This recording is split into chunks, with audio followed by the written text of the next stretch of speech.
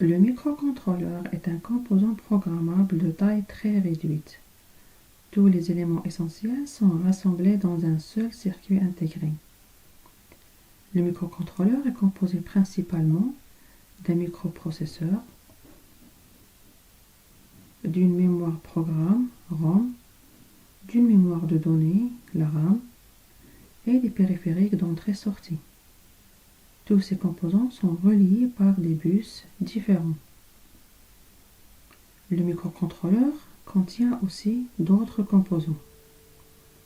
Il existe plusieurs familles de microcontrôleurs qui se différencient par la vitesse du processeur et le nombre de périphériques associés.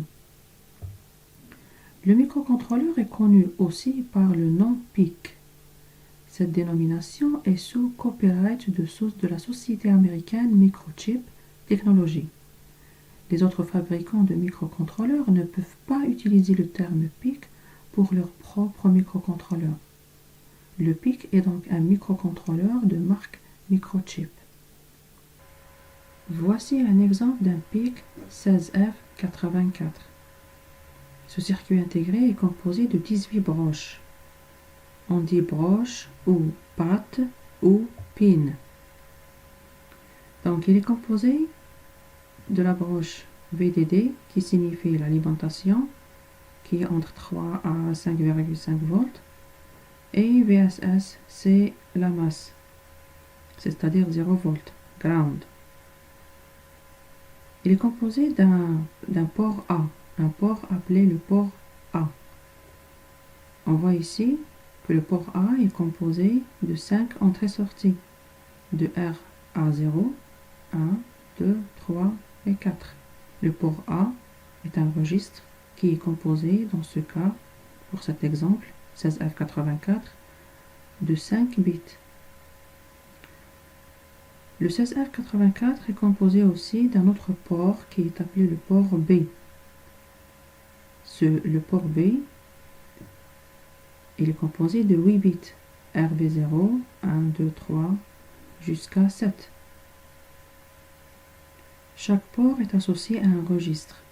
Le port A, dans cet exemple 16F84, est composé de 5 pins ou 5 bits et le port B est composé de 8 bits.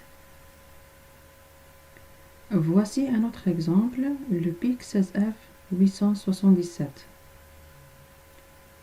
Ce PIC possède 5 ports différents. Le port A possède 6 broches.